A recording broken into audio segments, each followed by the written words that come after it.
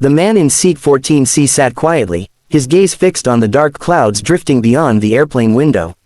He didn't draw attention to himself, a plain gray jacket, worn jeans, and a silence that seemed practiced. The passengers around him were either asleep, chatting, or lost in their own worlds. But for Daniel Cross, silence was a familiar companion, and in his case, a shield. He had boarded the flight like anyone else, carrying a small backpack and a folded photo of his 10-year-old daughter, Lily. Her smile, missing front tooth and all, was his reason for staying grounded these days. He had promised her, no more danger, no more missions, no more secrets. He was done with all that. The war was behind him. The code name, Ghost Falcon, was buried in classified files and forgotten corridors of military intelligence. At least, that's what he wanted to believe. A flight attendant passed by, offering drinks.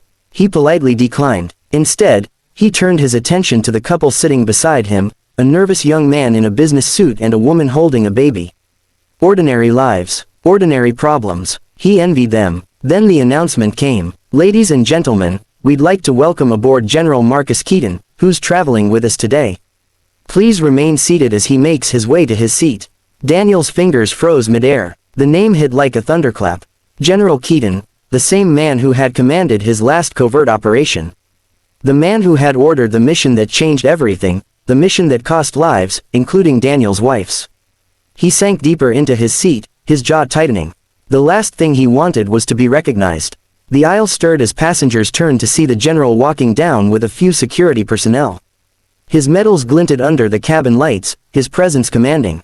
He exchanged nods with passengers, his face stern but polite. When he reached the middle section, his gaze swept across the rows, and stopped. For a brief moment, their eyes met. Keaton's face stiffened, his jaw clenched. He took one slow step forward, as if he couldn't believe what he was seeing. The soldier everyone believed was gone, sitting quietly in seat 14C. "Excuse me," Keaton muttered to the stewardess and walked straight toward Daniel. The cabin grew still. The sound of the engine seemed to fade under the sudden tension. "Permission to speak freely, sir," Daniel said quietly, not lifting his gaze. Keaton stopped beside him. For a second, the hardened general said nothing. Then, in a voice rough with disbelief, he replied, "Ghost Falcon, you're alive." Every soldier who'd served under Keaton knew that name. The code name belonged to a legend, an operative whose missions had turned the tide in more than one silent war. But to everyone else, Ghost Falcon had died 5 years ago in an explosion deep in foreign territory. Passengers looked confused. A few began whispering, trying to piece together what was happening. Keaton, however, straightened and did something no one expected. He raised his hand and saluted. The cabin gasped. Daniel blinked, unsure whether to return it. Memories flooded. The ambush, the fire, the radio silence, the betrayal that left him broken and abandoned. He didn't want that life anymore. "Sir, with all due respect, I'm just a father now," he said, his voice low. The general lowered his hand, nodding slowly. "I thought you died in the Balor province raid. We searched for you." "You stopped searching after 3 days, Daniel replied sharply. "Orders from above." The general's eyes softened, guilt flickering behind the steel. "I didn't have a choice." Daniel turned back to the window. "You always had a choice." There was silence between them. The hum of the plane filled the void as the other passengers pretended not to listen. Then came another announcement, turbulence ahead. Seat belts clicked, lights flickered, and the plane shuddered. The flight attendants tried to calm everyone, but Daniel's instincts kicked in instantly. He scanned the cabin, exits, structural points, crew movements. His mind automatically mapped the situation, a habit he could never shake. The turbulence worsened, oxygen masks dropped, a scream erupted from the front. The plane dipped sharply, and panic broke loose. Daniel unbuckled, ignoring the orders to stay seated. The general, still standing, steadied himself with the overhead bins. "What's happening?" Keaton demanded, turning to a crew member. "Loss of pressure, mechanical issue. We're trying to stabilize." Before she could finish, Daniel was already at the cockpit door. "You're not supposed to be here," a flight attendant shouted, but Keaton's booming voice silenced her. "Let him through." Inside the cockpit, alarms blared. One pilot was struggling with the controls, the other trying to reset systems. Daniel glanced once and immediately saw the problem, an electronic malfunction in the auxiliary power unit. "Switch to manual override," Then cut hydraulic assist, Daniel ordered. The pilot looked at him in disbelief. Who are you? Someone who's done this before. Keaton appeared behind him, gripping the doorway. Do what he says. The pilots hesitated but followed his instructions. Within seconds, the plane steadied slightly, though turbulence continued. Daniel guided them through every movement, his hands moving with precision, his voice calm under chaos.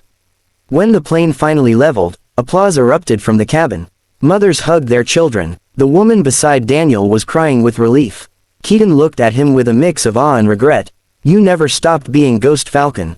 Daniel exhaled slowly. I stopped being him the moment I chose to come home. But his calm didn't last.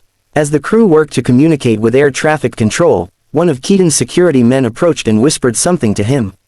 The general's face darkened. What? Daniel asked. There's a name on the passenger list, one of ours. But he shouldn't be here, Keaton said quietly. Someone booked under a false ID. Daniel frowned. You think this wasn't an accident? Keaton shook his head. No, someone wanted this flight down. Daniel's pulse quickened. He glanced around. The rows of anxious passengers, the overhead compartments, the faces trying to look calm. Seat number? He asked. 19A. Daniel moved fast, his steps steady but unhurried. Keaton followed. When they reached the row, the seat was empty. Only a black duffel bag sat near the window. Bag's too heavy, Daniel murmured, kneeling. His fingers brushed the zipper, and instantly, his training recognized the faint metallic hum beneath. Explosives, compact, expertly wired. His eyes met Keaton's. Timer, unknown. Daniel's instincts took over again. He carefully pulled the bag into the aisle, shielding it with his body. The passengers screamed, but Keaton shouted for them to move back. Daniel scanned the components, C4, a detonator, and a digital timer hidden under fabric. Sophisticated, he muttered. Not commercial. This is military grade. Can you disarm it? Keaton asked. Daniel looked up at him. You trained me for this, remember? He got to work, fingers steady despite the shaking floor. Sweat dripped down his temple. Every move was a gamble, one wrong wire, and they'd all be gone. Keaton crouched beside him, whispering, if this goes bad, you know what to do. Daniel didn't answer. He focused on the wires, red, blue, yellow. Logic told him red was the trigger. But, whoever built this knew how to mislead. He closed his eyes for a second, replaying old mission briefings, old memories. Then he made his move. With a swift motion, he cut the yellow wire. Silence. The timer froze. He exhaled shakily, collapsing back into the seat. The cabin broke into applause again, but Daniel didn't look up. He stared at the floor, his mind elsewhere, on Lily, on the promise he'd made to stay out of this life. Keaton stood, his voice low but filled with respect. You just saved 300 lives, Ghost Falcon. Daniel shook his head. Daniel. Just Daniel. When the plane landed safely, reporters swarmed the tarmac. Cameras flashed, people cheered. But Daniel slipped away through the crowd, unseen. As he walked down the terminal, his phone buzzed, a message from an unknown number. Mission incomplete. Contact required. His breath caught. That code format hadn't been used in years. He deleted it instantly, heart pounding.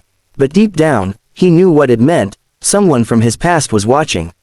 He reached the arrivals area, scanning for one face, and there she was. Lily, holding a handmade sign that said welcome home, Daddy.